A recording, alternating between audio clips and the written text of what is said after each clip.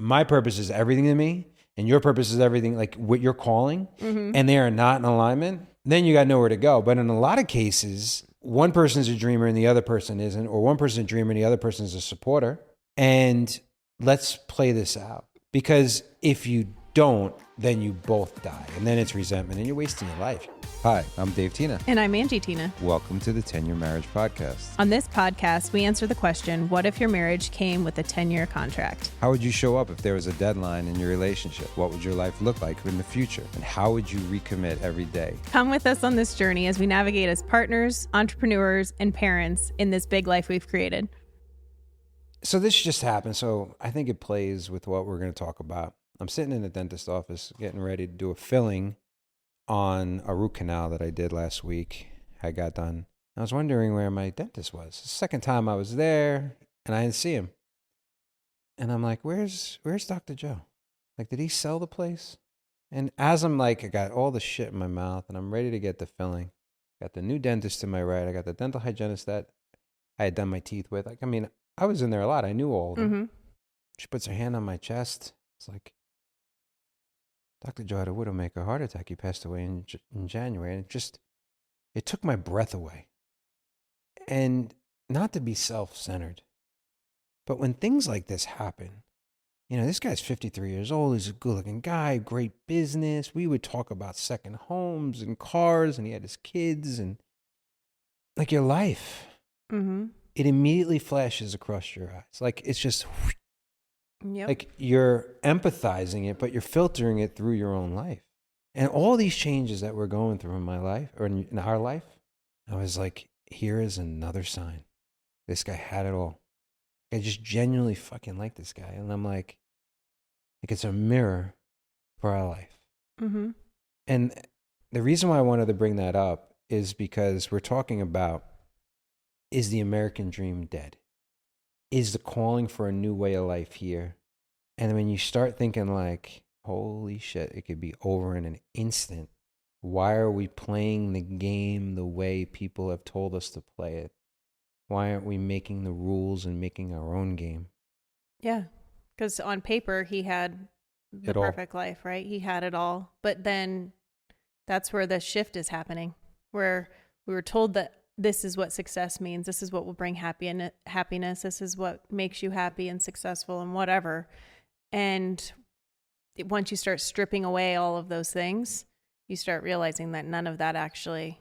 There's a song by Dan and Shay called "Bigger Houses," and it says that happiness doesn't always live in bigger houses. And it's just like people are always constantly, especially the American culture, right? Like I was with a friend in Spain. Or from Spain, and she was talking about, you know, how people in Spain, like they enjoy their food, they savor their food, and then they leave for the afternoon and they have a siesta. And when they're with each other, it doesn't matter, like they're in small little houses, but they're outside, they're in nature, they're enjoying themselves, they're laughing, they're communicating, they're connecting. And, you know, we here, at least in our world, Western. Yes, it's very much like, you know, the people that are admired or that are looked up to are the people that hustle the hardest and grind the hardest. And eventually this is what happens, you know, maybe not it's death in that way, but a lot of times people are slowly dying inside, even if their physical bodies are here. America is, someone would call a midlife crisis. Mm-hmm. You know, I don't even know if you meant that way. Like we're having a midlife crisis, or is America having a midlife crisis? You know, it's 250 years old in 2020, I think this year. Mm-hmm. And this is historically when a democracy starts becoming an oligarchy, meaning like the shift occurs, like we start losing it a little bit. This is like, if you look in the past of like Greek Empire, Roman Empire, like there's a turning point when you have too much abundance. We've been going through this. We talked about it this morning when we were getting ready, and I feel like I've been going through it. Mm-hmm. Like if you're in your identity for too long, it can become this self-made prison. Mm-hmm. And when I got the Lamborghini and we made the shift in the company and all of these things, there were a lot of little whispers around me like, oh, midlife crisis, right? I mean, that's good. I don't need to trade you in for an upgrade because you are the upgrade. But I don't look at it as a midlife crisis, whether it's for us or for the country. It's an opportunity to awaken our souls. Mm-hmm. A midlife awakening. It's a soul awakening. Yeah. It's there's a book called The Second Mountain. First mountain is significance and money. The second mountain is purpose. Mm-hmm. And the quicker you can get on that second mountain, the better. And that's kind of what you're talking about. Like, yeah, what we've been sold. It's not the answer. Yeah. And it becomes suffocating. Like we were talking about, like we know a lot of people that have suffocating in abundance. Suffocating in abundance. Abundance turning into scarcity. Mm-hmm. But what were we going to say? Sorry. Well, I was just going to say, we know so many people, and us included, that, it's a second house, or it's a third car, or it's this and that and the other thing. And it just becomes this more responsibility, and it's more suffocating, and it's heavier to carry. And it's just like, wait a minute, like if you just strip it down to like just connection and like why nature is such a big part of it. Like, I feel like there's so many signs that people are going through this. And right now in my life, like it's almost every single conversation I'm having with a friend or a colleague, we are not the only ones experiencing this. No, people are ready to shift. One of my coaches calls it, it's a relief movement. Yes. Right. And it's that famous line from Fight Club when he says, the things you own end up owning you. Mm-hmm. It's one thing to be like, I see that the shift is happening and that this isn't working and there has to be a better way. Mm-hmm. It's a whole different thing to actually do something about it, because that's the scary part. Yeah. Breaking the box. There is no box. Like, when everyone around you is like, safety, everyone's always done it this way. In my coaching yesterday, I had a mastermind, and I started it with, I literally did like one line at a time and put, the cross through it, like for 5 each. Mm-hmm. And I put 100 of them. And I told the story of the warrior, which to me, it's a story of the 1%. And out of every 100 people, there's 10 that shouldn't be there. That's 80 that are actually targets. So there's 90% just gone in one shot that shouldn't even be there. Mm-hmm. There's 9 that are actual fighters. And without them, we would be in trouble. Mm-hmm. But there's just one. But for me, it's in order to be that one, to be courageous enough, independently thinking enough, you have to reject the way the other 99% do it. Now, the 1% gets sometimes a negative connotation because it's all around money. Mm-hmm. But to be that 1 out of 100, to be willing to go against the herd, willing to like try something different before it's accepted before anyone else, that's a special human. But it's also a lonely place to be, because everybody is watching you and looking at you like you're a mirror. Mm-hmm. And you're convicting them with your actions and your words, what you're doing, because they feel it too, but they're not quite ready. So like they want to be like inspired by it, but also like irritated by it. Yeah. But at the same time, it's giving the people that are going to be bold enough to make the move, it's giving those people permission if you're the first one. It's like that video we watched where it was like the dancing. Everybody's at this concert. First follower, yeah, right? The first follower. And this guy's dancing and he's being crazy and he's like all over the place. And people are looking at him like, what is this guy doing, Yep. And it's the first person that follows him, that stands up and dances with him, that starts the ripple effect. And then people start getting permission and permission and permission. That's a Derek Sievers video. Yeah. It's incredible, right? Yeah. The moral of that one is it's just as hard to be the first follower that it is to be the crazy one. Yep. Right? So, okay, we've laid the foundation of this. Mm-hmm. We are in this new space. Mm-hmm. I think we're seeing this in politics. There's this desire to turn all of the institutions upside down. Mm-hmm. We've talked about them in multiple podcasts, right? Yep. What does religion really look like, right? Yep. And you look at it, you're like, being totally atheist and not being connected to some kind of soul connection, universe connection doesn't work. The old dogmas of the past of the way church was supposed to be, that doesn't work. So we're creating this new way of looking at faith and spirituality. Yep. Education. The education system was based on Rockefeller and building workers, versus homeschool. No, now we're building these hybrid guides, coaches, AI, right? Then there was this work from home versus work 40 hours a week. Then there's this work for somebody else versus being an entrepreneur. Like, all of the dogmas and ways of thinking. Redefining the game. 100%. And I think people in the masses are doing it. And I think that's one of the beauties of social media is you can see that people are, and listen, it's all algorithms. Like ours is obviously full of it right now, but it's not just on social media. Like I'm seeing it in real life. I'm seeing it in real time. And the conversations I'm having, it's people are sick and tired of being sick and tired. And people 100%. are ready to wake up and people are ready to start living instead of just existing. We've been numbing it and dumbing it. Yes. Down for a long time. I mean, the push away from alcohol. I saw a video yesterday that's saying that Coachella and another event that normally is like massive partying, drugs, alcohol, is becoming a wellness and probably experience. Psychedelics and plant medicine and But they had tons of non-alcoholic places. They had a 5K run attached to it. They have these luxury bathrooms instead of these porta potties. It makes me want to go. I know. And it's not really necessarily our generation. Yep.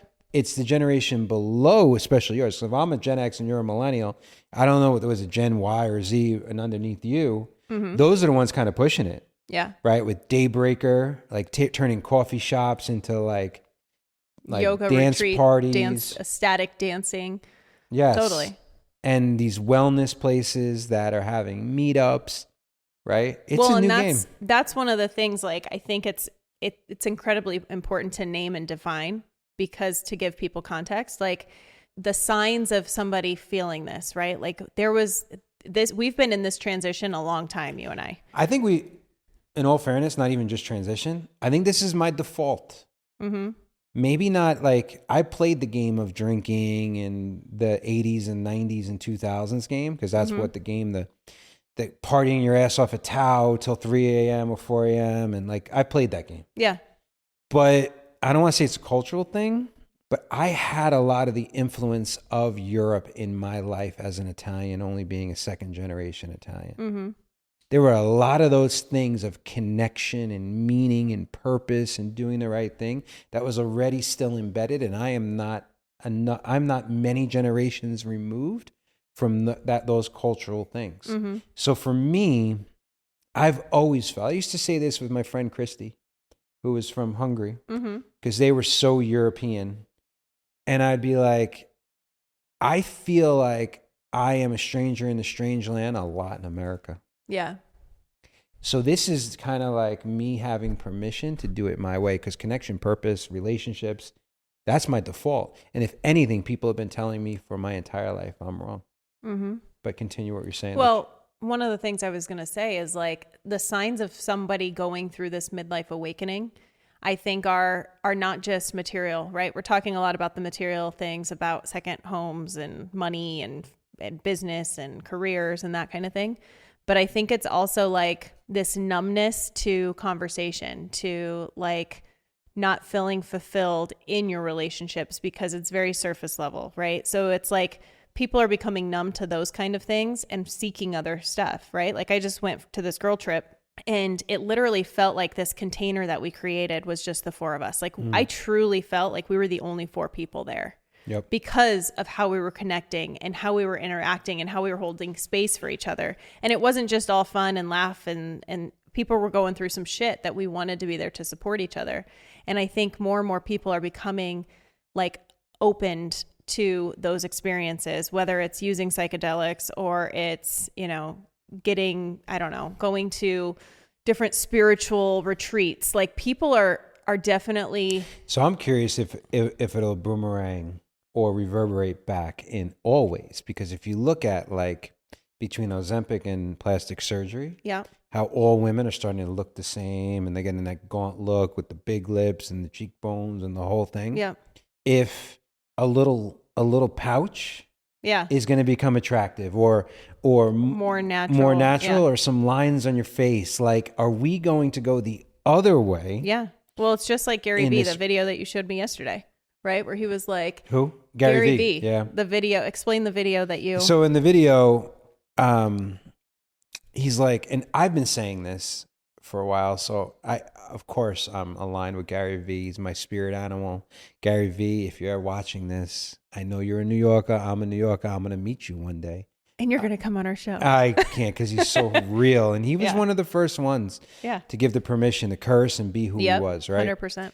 And he has this video saying that because we're going so far to one side in this digital world, that there's going to be this other side of connection. Yeah. And you've actually been saying that for a long time. You always said the currency of the future is connection. Yes. Right? It's not going to be money, and it's not going to be all of these skills that people acquire through education or through school. And that's the conversation I've been having with Mark Groves a lot, right? Him and I have been going back and forth.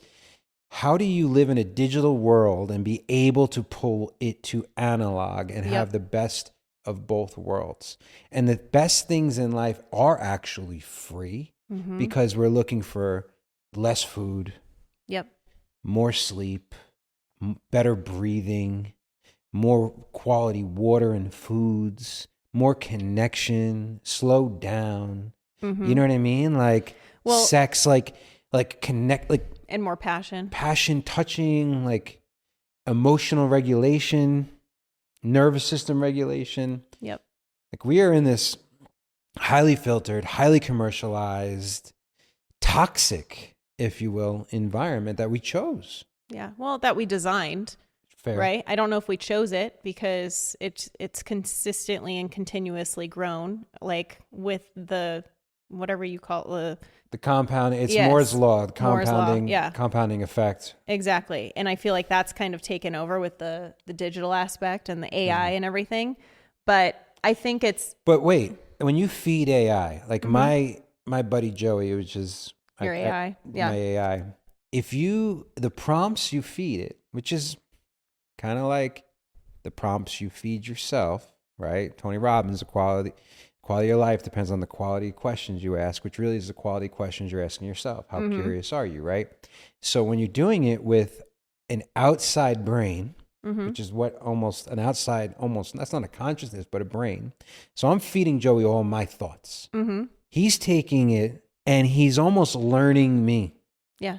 And then when he spits it back, it's a wake-up call for me because it's like, holy shit, he's using my words against me. Yeah. I'm connecting at a higher level. And he, because he's influenced by me, is giving me better advice and life advice than outside people. Right. Because it's my prompts. But isn't that in all aspects of life? Isn't everything just a mirror of your own reality? Without a doubt. Without a doubt. But a lot of people don't live it that way. Yeah. So if we're willing to break the box completely, if we're at this fever point, we're giving ourselves this fever pitch point, like this turning point, this tipping point, how do we redefine? And I think that's what we've been searching for, because it sounds fun to be on a ranch and create this campus.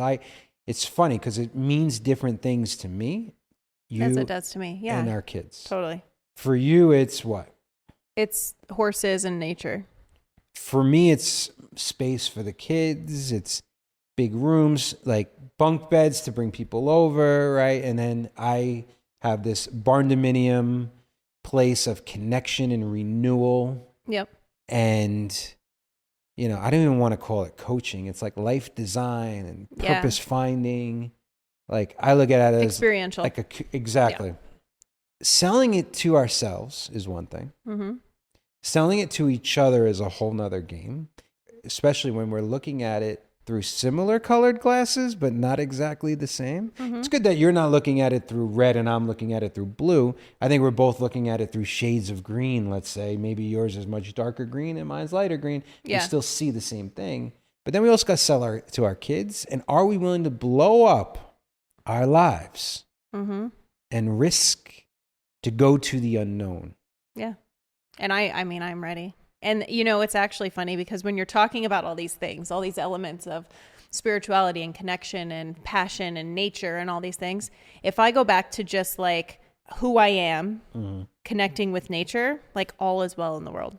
And so I always am like, okay, that's when I'm willing to just risk it all, because I'm like, you know what? Everything will be okay because I'm centered. And I know that like whatever comes present is like part of my soul journey and it's part of yours. And like even getting the kids on board, like I know it's going to break their frames in a lot of different ways. And you were great at it yesterday. You were like, okay, Ella, like what would be exciting for you on this property, right? She's like, batting cages. You're like, amazing, great, that's easy. Like that's something we can create. Lola, it's planting. Like she brought these plants home from this garden that they're doing. And I was like, I'll create a create studio where she could sing. There's exactly. a lot of things, like there's so many things, but it's really tapping into like the truth and the authenticity of the person. And then how do you create this space where all of it can coexist? And then you bring other people in. Like that shit is so exciting to me. I'm like, there's no way to lose on this. You have to have faith that living this, it's like Field of Dreams, which is one of my favorite movies, not because it's a baseball movie, but because it's this act of faith. Mm-hmm. And he also wants to connect to his father, his childhood. And it's like, I'm going to chills. If you build it, he will come. If you build it, they will come. And everyone's saying, are you nuts? You're risking our house. And his wife is supporting him. I may cry. It's having the faith that if you live this authentic way, this centered way, and I want to talk more about that word, that all the abundance and fruit that you need to actually pull this off just shows up. And even if it isn't, because it dismantles everything pretty quickly. No, I know. It breaks down the whole frame of this American dream that we're talking about. Right. And this might be too deep for this conversation right now, but what if like even the stuff that's really uncomfortable and the stuff that's not fun and the stuff that you're not anticipating is part of the journey that your soul needs to go through, right? It's like, of course, it's all just part of this. It's not what if, it is. Exactly. That's the whole life experience. Right. Well, when you said the word centered and you kind of went down, like I've been thinking about, I always have ideas. I was like, I'm going to create a third political party and call it centered, right? Mm-hmm. But when that word struck a chord with me, not just because of that, because what I was talking about before was this has become such a binary world where it's like black or white. Right. X or O, female or male. Like this game is supposed to be centered. We aren't centered. We aren't centered as a society. We aren't centered politically. We aren't centered educationally.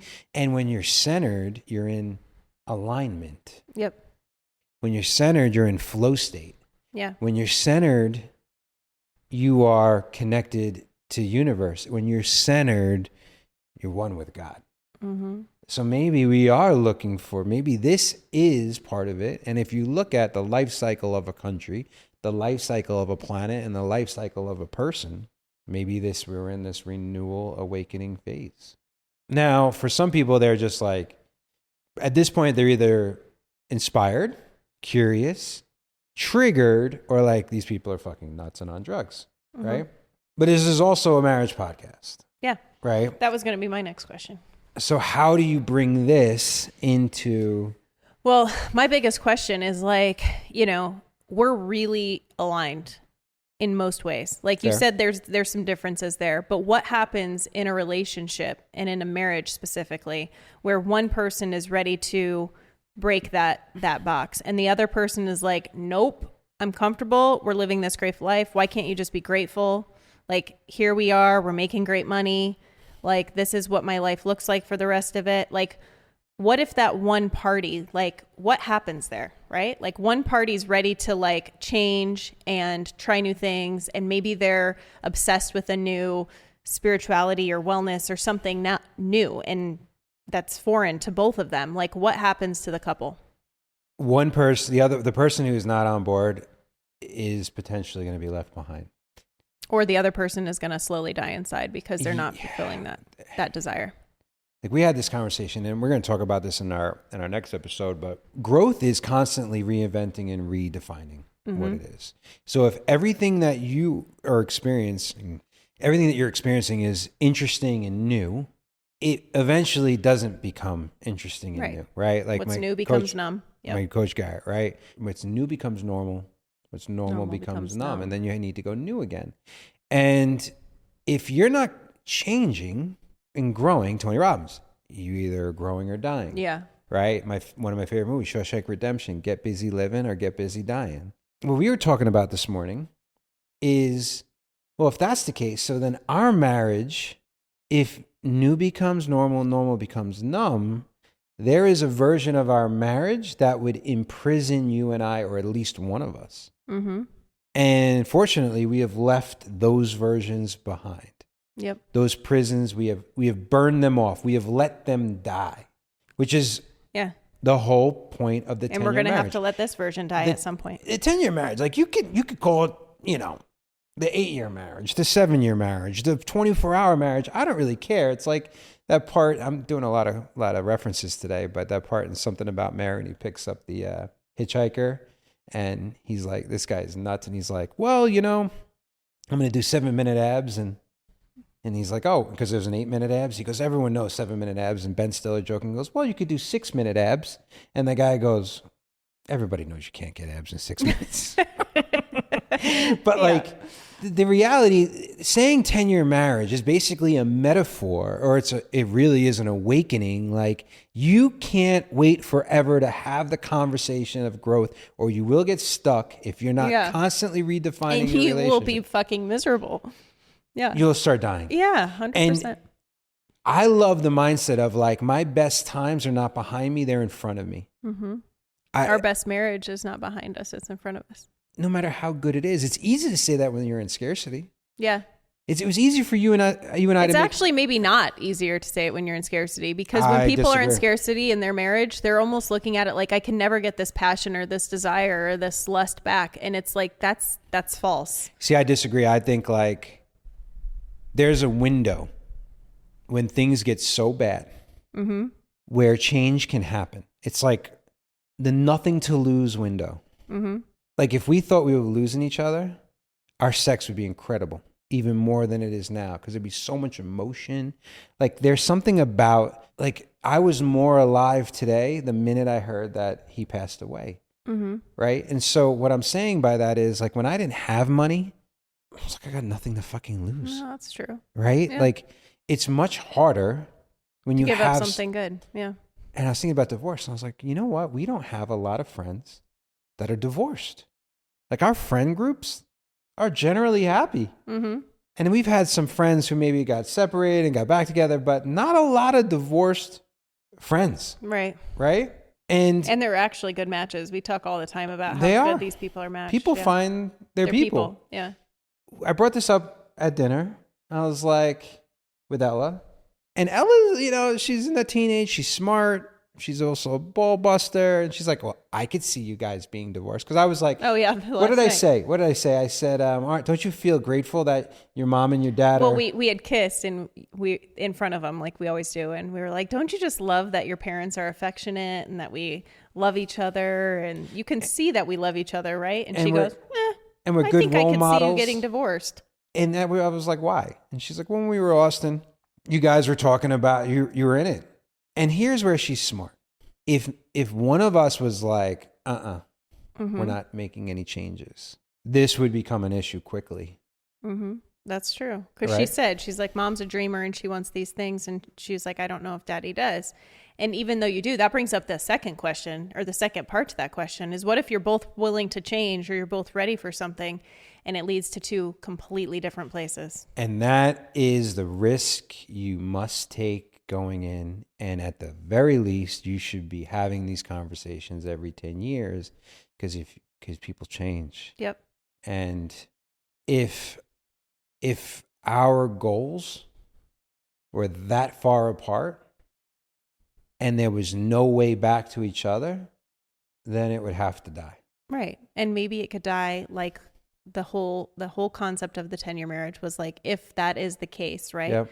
Maybe it can have this beautiful death, and maybe you can be co-parents, or if you don't have children, whatever, you could still be friends and honor what you had and honor that life that you created in that point, and be like grateful that it led you to this point and whatever else is to come, But on the other side, like if you don't have an alternative purpose and you're the one who's like with someone who has one, you should support the other person and at least play it out. Yeah, to see what happens. And it's one thing if you both have like these passionate purposes and these clear meanings, and it's just, all right, well, my purpose is everything to me and your purpose is everything, like what you're calling, and they are not in alignment. Yeah. then you got nowhere to go. But in a lot of cases, one person's a dreamer and the other person isn't, or one person's a dreamer and the other person's a supporter, right? I think then it's worth being like, I love this person and let's play this out. Right. Because if you don't, then you both die. And then it's resentment and you're wasting your life. You got one fucking life. Even with the horse, like, and we could talk about this more, but it wasn't my purpose. Yeah. But I enjoyed helping you get to yours. It made me happy. Well, and it's opened up new things for you too, right? course. Like any change in this, especially big things like, you know, getting into a new hobby or connecting to a specific group. Like these are portals that open up whole new worlds, right? Like I didn't realize the portal of a horse, owning a horse opens up an entirely different world. Even how we connect, right? Where we connect around the horse, or like the day where we're out there, or like me relying on you to like help me do certain things because I'm more confident with your help. Like that dynamic and that support, those things wouldn't even existed. But you're never going to find out unless you're willing to try. Exactly. I think the best thing about us, and it's also sometimes the worst, is that we're curious and we're open-minded to try new things. Yeah. And we're down. And it gets harder. It gets harder the more successful you get. It gets harder the older you get. Like, you know, I had this conversation with one of my brothers in Warrior, and it was, if you have a realization, an awakening moment, calling, and you ignore it, the longer you wait, the harder it'll be and the more you're going to suffer. Mm-hmm. And the suffering is coming from within. But once you see something, you can't unsee it. Yep. It's an opportunity to redesign. And if this is a midlife crisis and it's a chance for your soul to awaken, to me, eternal expansion and growth is the entire game as it is. I'm willing to risk the really good to open up that amazing next level of great. So you got to take the leap, baby. if you're going to go the whole way.